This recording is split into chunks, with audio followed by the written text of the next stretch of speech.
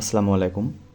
Fundamental of mathematics chapter 10 summation of algebraic series, এই চ্যাপ্টারের example 3 আমরা সমাধান করব। এক্সাম্পল 3 সমাধান করার আগে এই অঙ্কটা সম্পর্কে আমাদের একটু ধারণা থাকতে হবে। যেহেতু অ্যালজেব্রিক সিরিজ, এই সিরিজ অর্থ ধারা, এই ধারার অঙ্ক আমরা সর্বশেষ করছি ক্লাস 9-10-এ। সেখানে ছিল সমান্তর ধারা এবং গুণোত্তর ধারা। এখন এই যে ধারাগুলো আমাদের আছে, অবশ্যই সমান্তর এবং গুণোত্তর এই দুটা ধারার ভিতর থেকে যে কোনো একটা ধারা আমাদের হবে, এবং যদি কোনো একটা ধারা সমান্তর হয় তাহলে প্রত্যেকটি সমান্তর হতে হবে, আবার যদি কোনোটি গুণোত্তর হয় প্রত্যেকটি গুণোত্তর হতে হবে। এটা শুধুমাত্র কোনো একটি অঙ্কের ক্ষেত্রে। যে অঙ্কটি আমরা করব সেই অঙ্কের ভিতরে একই রকম ধারা থাকতে হবে, দুই রকম ধারা থাকতে পারবে না। এই অঙ্কটা নির্ণয় করার ক্ষেত্রে আমাদের প্রথমে অঙ্কের যে ধারা আছে সে ধারা নির্ণয় করা শিখতে হবে, তারপরে সেই ধারার ইউএন বের করতে হবে, তারপরে সেই ধারার ভিএন বের করতে হবে, তারপরে ভি নট, তারপরে এস এন। এই পার্টগুলো আমাদের মনে রাখতে হবে। এই অঙ্কটা যেহেতু আমাদের এন পদ পর্যন্ত যোগফল অর্থাৎ এস এন, তাহলে এস এন বের করতে গেলে আমার উপরের এই 4টা পার্ট আগে করে আসা লাগবে। তাহলে প্রথমে আমরা এই অঙ্কটার ধারা বের করে নিই। ধারা কেমন এটা আপনারা রাফে করে নেবেন বা খাতার একপাশেও করতে পারেন। খাতার একপাশে আমার জায়গা না থাকার কারণে আমি আলাদা একটা পেজ নিছি। প্রত্যেকটার প্রথম পদ আমরা নেব প্রথমে 1 + 2 + 3 ডট ডট। দেখেন 1টা 2টা 3টা প্রথম পদ নিয়ে আমরা একটা ধারা পাইছি। এখন দ্বিতীয় পদ নিয়ে আরও একটা ধারা হবো 2 3 4, 2 3 4। দ্বিতীয় পদ নিয়ে আমরা আরও একটি ধারা পাইছি। তৃতীয় পদ 4 5 6, 4 5 6। তৃতীয় পদ নিয়েও আমরা একটি ধারা পেলাম। ধারা তো দুইটা, সমান্তর এবং গুণোত্তর, এবং সমান্তর ধারার চিনতে গেলে সেখানে আমার ডি এর মান সমান হতে হবে, অর্থাৎ দুইটি পদ পরপর দুইটি পদের পার্থক্য। আর গুণোত্তর ধারা হতে হলে আর, অর্থাৎ অনুপাত, পরপর দুইটি পদের অনুপাত সমান হতে হবে। তাহলে আমার এই ডি এবং আর বের করার মাধ্যমে বুঝতে পারবো ধারাটি কী ধারা। প্রথমে আমরা এর ব্যবধান দেখি। পরপর দুইটি পদের পার্থক্য 2 থেকে 1 বিয়োগ করলে 1 হয়, 3 থেকে 2 বিয়োগ করলেও 1 হয়, তাহলে এটি আমাদের সমান্তর ধারা। এখানে 3 থেকে 2 বিয়োগ করলে 1 হবে, 4 থেকে 3 বিয়োগ করলে 1 হয়, এটাও সমান্তর ধারা। 5 থেকে 4 বিয়োগ করলে 1 হয়, 6 থেকে 5 বিয়োগ করলে 1 হয়, এটাও সমান্তর ধারা। তার মানে আর আমার লাগবে না, এর ডি বের করতে হবে। ডি আমরা বের করার পর দেখলাম যে এটা সমান্তর ধারা। সমান্তর ধারার এনতম পদ নির্ণয়ের সূত্র a + n-1 ইন্টু ডি। এই এ হচ্ছে ধারার প্রথম পদ, আর ডি হচ্ছে সাধারণ অন্তর, যেটা আমরা এখন নির্ণয় করলাম। তাহলে এই যে ধারা, এই ধারার প্রথম পদ আছে 1 + n-1। এখন এন তো আমরা জানি না এটা কততম পদ, তাহলে n-1 থেকে যাবে। আর ডি আমরা দেখলাম পার্থক্য কত বেরোছে, 2 থেকে 1 বিয়োগ করলে 1, 3 থেকে 2 বিয়োগ করলে 1, এটাও আমাদের 1 বেরোয়েছে। তাহলে এটা আমরা এখন ক্যালকুলেশন করি।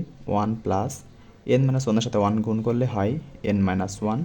এই 1 আর 1 বিয়োগ হয়ে যায়, তাহলে থাকে শুধুমাত্র n। তাহলে প্রথম ধারা থাকছে আমার n। এখন 2 নম্বর ধারা বের করি। এর ওই সেম সূত্র a + n-1 ইন্টু ডি। এ হচ্ছে এখানে 2, প্রথম পদ 2 প্লাস n-1।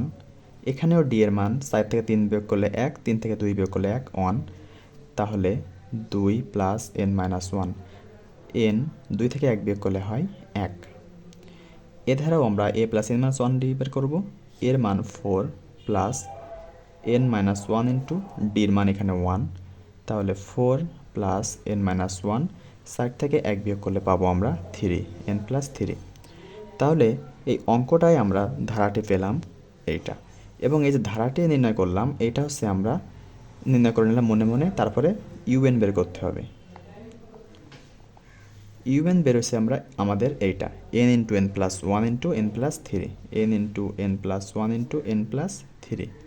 ধারা নির্ণয় বলতে এটা কোন ধারায় আছে সেটা আমাদের আগে বুঝতে হবে। সেটা আমরা বুঝে দেখছিলাম এটা সমান্তর ধারা। তারপরে আমাদের এই যে ক্যালকুলেশনগুলো এতক্ষণ করলাম, এগুলো আমাদের ইউএনের মান আমরা বের করলাম। তাহলে ইউএন আমরা বের করছি। তারপরে আমাদের কাজ দেখেন, যেহেতু পার্থক্য ছিল আমাদের 1 করে n আর n+1, এখানে পার্থক্য 1 আছে, কিন্তু দেখেন n+ এর পরে পদ ছিল আমাদের n+2, সেটা না হয়ে আমাদের n+3 এসে গেছে। তাহলে আমাদের এখানে আরেকটু মডিফাই করতে হবে। এখানে আমাদের n+2 নিয়ে আসতে হবে। n into n+1 n+2 +1। দেখেন n+2 +1 ভাঙলে আবার n+3 পাই। তাহলে আমরা এখন গুণ করে দেব, এর সাথে একবার গুণ করে দেবো n ইন্টু n+1 n+2, আর একবার অনের সাথে গুণ করব প্লাস n ইন্টু n+1। দেখেন এখন পার্থক্যগুলো আমার সমান হয়ে গেছে। n ইন্টু n+1 n+2 এখানে সবার এক করে পার্থক্য, n ইন্টু n+1 এখানেও আমার এক করে পার্থক্য আছে। তাহলে যখন আমার un নির্ণয় করা হবে, আমি এখন vn বের করব। এখন এই vn নির্ণয়ের কিছু নিয়ম আছে। vn বের করতে হলে আমাদের প্রথমে এখানে যে পদ আছে, প্রথমে সেটা দাগ দিয়ে নিতে হবে। উপরে আমরা এই তিনটা পদ আগে লিখে নেব, n ইন্টু n+1 n+2, আর পদ আছে কয়টা? তিনটা, সেটা আমরা নিচে লিখে নেব। এখন ভিএনের ক্ষেত্রে আমার প্রধান কাজ যে কয়টা পদ থাকবে তার থেকে একটা পদ বেশি লেখা, এবং এর পার্থক্য কত করে সেই অনুযায়ী আমাদের লিখতে হবে। যেহেতু পার্থক্য 1, তাহলে এর পরের পদ হবে n+3। তাহলে যেহেতু উপরে একটা পদ বেশি নিছি, তাহলে আমি নিচে একটা পদ যোগ করে দিব, আর এদের পার্থক্য যেহেতু 1, সেই ডিফারেন্সটা গুণ করে দিতে হবে। এইটা হচ্ছে আমাদের ভি। তাহলে এইটুকুর জন্য আমাদের ভিএন বের করলাম, আবার এইটুকুর জন্য আমরা বের করব। প্রথম আমরা এটা পদটা লিখে নেব, n ইন্টু n+1। যেহেতু একটা দুইটা পদ আছে, তাই আমি 2 লিখলাম। তারপরে কাজ আমার এর পরে পদ লেখা, n+2। যেহেতু একটা পদ বেশি লিখছি, তাই 1 যোগ ডিফারেন্স 1, তাই 1 গুণ করে দিতে হবে। এইটা হচ্ছে আমাদের ভিএন। তাহলে আমরা এখন এটা ক্যালকুলেশন করি। n into n+1 n+2 n+3 divide by 4 plus n into n+1 n+2 divide by 3। এখন দেখেন n ইন্টু n+1 n+2 দুই পাশে আছে, তাহলে এখান থেকে কমন নেওয়া যায়। n into n+1 n+2 common নিলে এখানে থাকবে n+3 ডিভাইড বাই 4 প্লাস এখানে কিছু থাকে না, 1/3।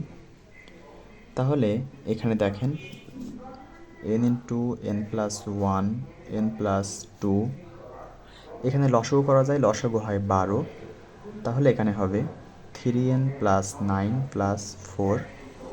তাহলে এই 12 আমি সামনে নিয়ে আসি, 1/12 ইন্টু n+1 n+2, এখানে থাকবে 3n + 13।